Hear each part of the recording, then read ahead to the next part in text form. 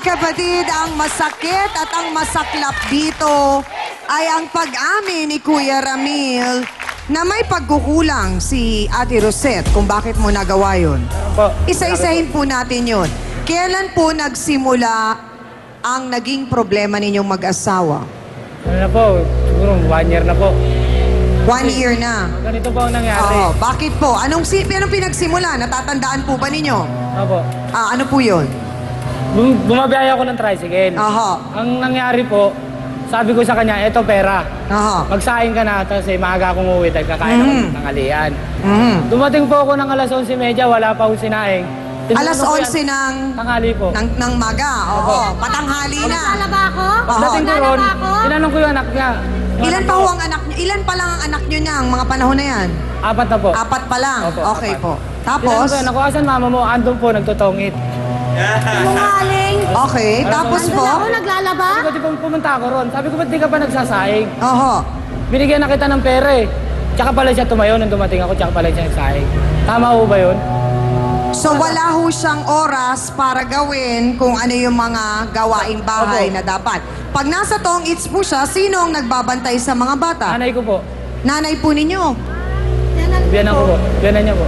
Ilang beses pong nangyaring gano'n na umuwi kayo na walang beses na po. pananghalian? Okay. Maraming beses. Pero ang tanong ko po, Kuya Ramil, sapat na po bang dahilan yon para sa isang lalaki para talikuran ang kanyang 5 anak at ang ina ng kanyang mga anak? Walang awa sa mga anak yan, ma'am. Bakit po kinailangang maghanap kayo ng ibang aangkas sa motorsiklo?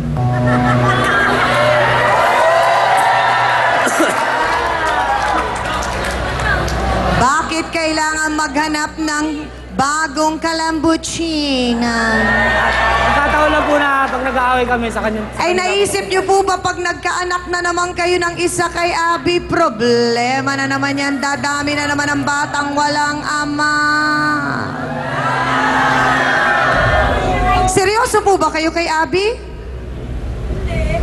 Di po, may mga anak ako.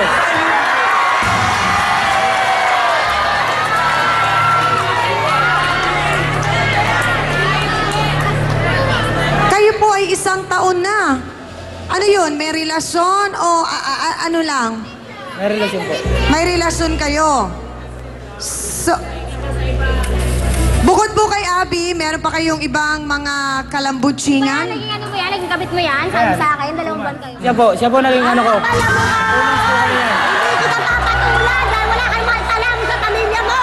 Tama. Alam mo ka mo. Nagre-react ka agad. Naghahanap Totoo, buhay ako nagre-react para sa kasi. pamilya ko tsaka kasama Okay, ko. paano po ninyo nasabi na naging... Alam mo ka mo. Bakit service ko po yan? Service ko po siya kasi Oh. umuwi siya alas 10 Pag ng gabi. nagse-service lang kayo sa kanya, baka naman po binigyan nyo lang ng ibang kahulugan. Pagsasampay siya sa motor ko, Benta ko sa kanya, agad siya sa akin benta eh. siya sa kanya. May tawagan ba kayo sa isa't isa? Han. Han? Oo, Jerry ako. Balik ka galit. Kaya nagagalit. Alam mo ka mo. Ikaw lang nagsasabi yan dahil naghahanap ka ng damay. Han? Na yan. Ang kapal ang mukha niyong dalawa. Ang kapal ang mukha mo. Oy! Mahiya ka nga sa balat mo. Kapal mo mukha nga hindi ka naliligo. Kapal mo Okay. mukha mo. Eto ang tanong ko ngayon, Kuya Ramil. Matagal ka na nagmamaneho ng tricycle, di ba? Okay. Ipagpalagay natin, meron kang 3 pasahero. At yun ay si Abby, si Rosette, at si Ami. Habang bumabiyahe kayo, nabutas ang gulong. Kailangan mong magbawas ng pasahero. Sino ang una mong pabababain? Si Ami. Mas Si maganda Ami. pa kaysa mapunta pa ako sa impyerno. Mas gusto ko pang bumaba. Sino ang pangalawang bababa? Si Abby. Si Abby. Sa mga tuwid, mga kasawsawan, and the winner is Ate Rosette.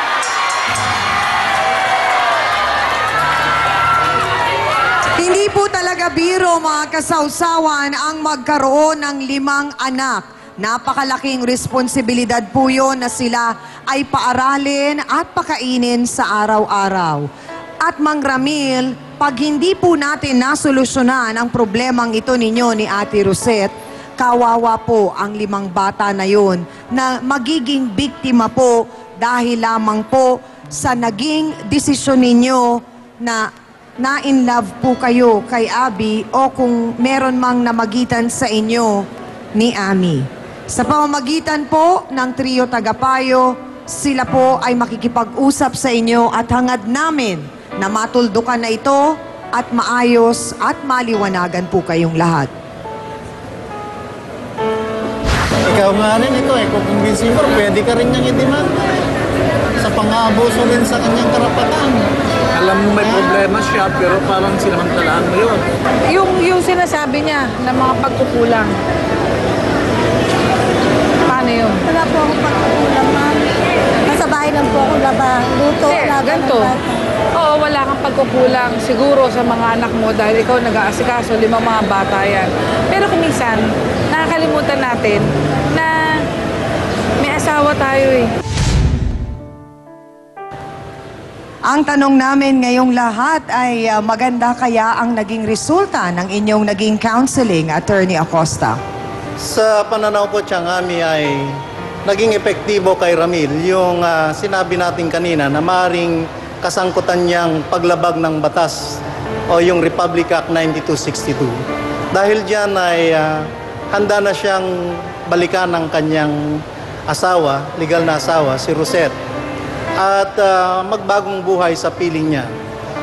Kaya't kay Ramil, hindi lamang dahil mayroong itinatakda na kaparusahan ang batas hinggil sa kalagayan ng mga kalalakihang nang-aabuso ng kanilang asawa o ng kanilang mga kinakasama, kundi higit sa lahat dito ay dapat ay yung damdamin mo na mahal mo pa rin ang iyong asawa, mahal mo ang iyong anak, at gusto mong maging matatag ang iyong pamilya. Yun lamang. Salamat po, Attorney Ben. Dr. Camille, narinig ko po na during the counseling ay nadiskubre po pala ninyo na may pinagdaanan itong si Abby at parang nagrebelde siya. Pwede po ba ninyo ibahagi sa amin yon? Una-una, Chang, kasi kaya naging ganito yung kanyang, sabihin na natin, reaction dahil doon sa kanyang first relationship. Alam nyo, napakahirap pag ang ginangyari naiwanan ka, tapos ang mangyayaring ganitong sitwasyon, ang pagre-rebelde mo ay yung paghahanap. Kaya sana maintindihan mo, Abby, na ang paglayo, ang pinakamabuting paraan para may ayos mo ang buhay mo dito.